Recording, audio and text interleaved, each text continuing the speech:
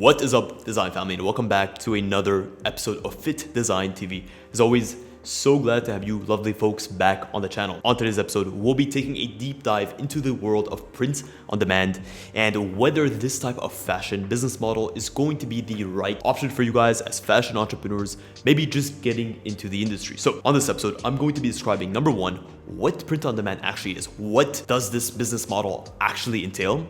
And two, if you're interested in starting a print on demand fashion business, what are the key steps that you'll need to take? And ultimately, I'll wrap up this episode with my personal pros and cons on the print on demand fashion business model. So that way, by the end of this episode, you'll walk away with a better understanding of what this business model is and if it is the right option for you.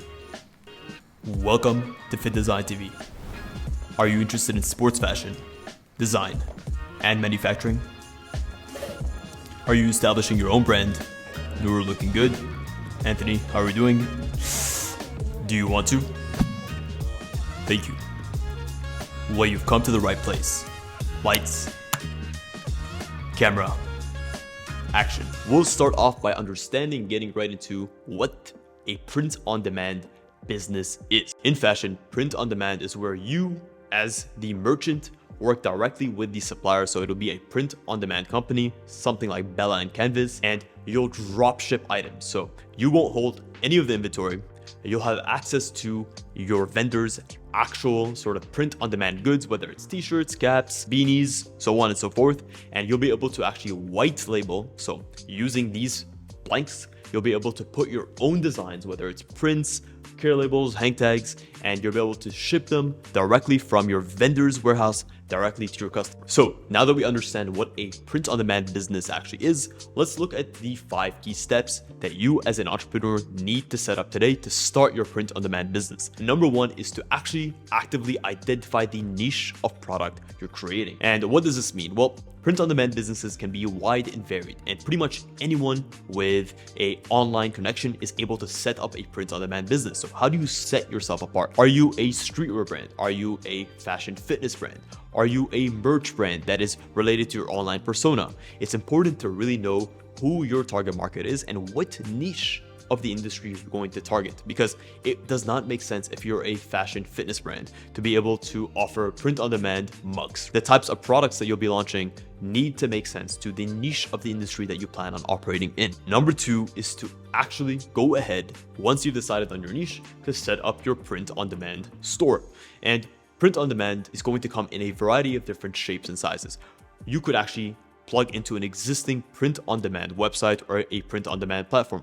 Or you could choose to work with a local printer, set up your own website, and to use their white label items to print on directly. Depends on how much flexibility, how much sort of operations overhead that you want to incur, and how much headache you want to incur. But of course, having more control over your printing techniques and what types of blank canvases you're using is going to give you more variety and it's going to give you more control, but it's going to bring with it more headache. Number three, now that you've actually set up your niche, you've set up your website, now it's time to actually design what is going to go onto your white label products. So if you're designing graphic t-shirts, we'll come up with a fun collection, create a theme, and create a bunch of different graphic styles that you're going to be putting on your shirts, on your caps, and potentially make sure to customize each of the different graphic styles for the specific product that it's on. So what does this mean? Imagine having a nice oversized t-shirt that's made out of a 6.5 ounce cotton. A large graphic print on the front would totally make sense because you have the size and the scale for it. But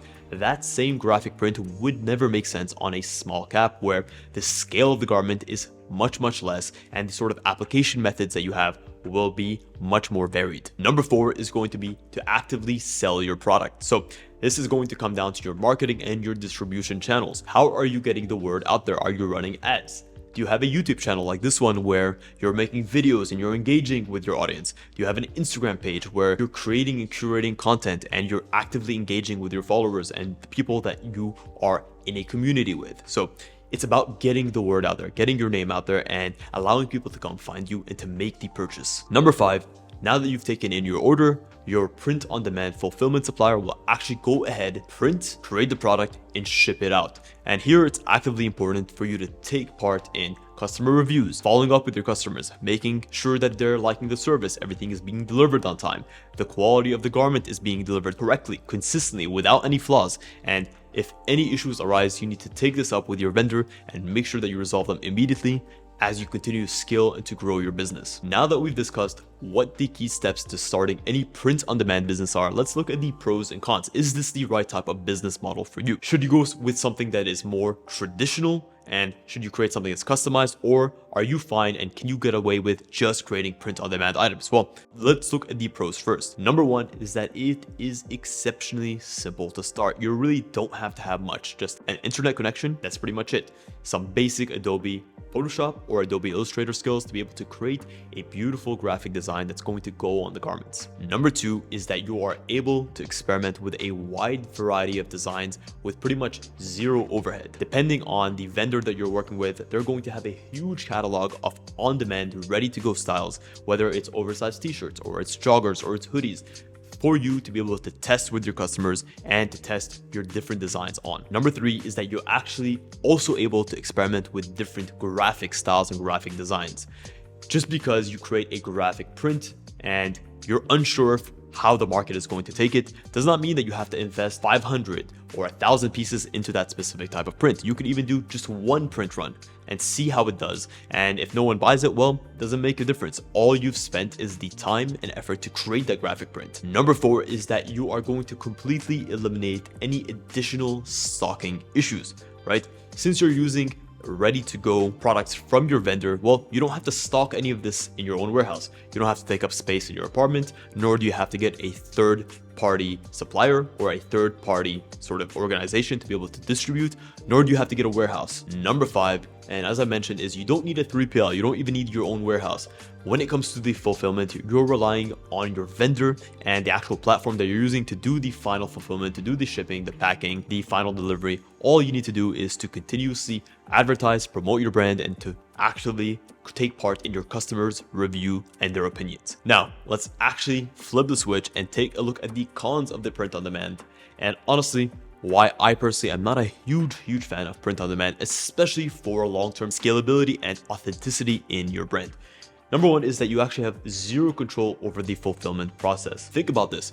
When you're a brand generating 5, 10, 30, 50 orders a month, sure, your fulfillment company may very well be able to actually handle the volume that you're creating. But as you continue to scale, right, you may become a victim of your own success. The last thing that you want is to run a massive sale and to have a tremendous amount of revenue and growth come in, only to find yourself handicapped because your fulfillment company is unable to keep up with your growing demand. And really, you're out of luck. You've done all this work to create and to cultivate the brand, but now your reputation is being tarnished because the products aren't being delivered on time, or they're being delivered in the wrong sizes or the wrong SKUs, and your recourse is minimal to almost zero. Number two is that you are heavily dependent on your printing partner for access to their printing methods, their production techniques, and what on-demand styles they have. Sometimes even the on-demand styles that are working extremely well for you could go out of stock, and you have zero control over when they're going to be restocked, if they're going to be restocked in the same quality, in the same detailing, in the same sizing. So there's a lot of variables that are completely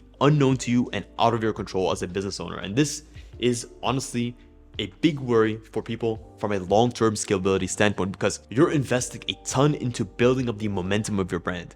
And if you've done all of that legwork at the beginning, only to find yourself on the back foot where most of the core components of your brand are out of your control, well, that's just not a situation I would recommend for anyone to be in.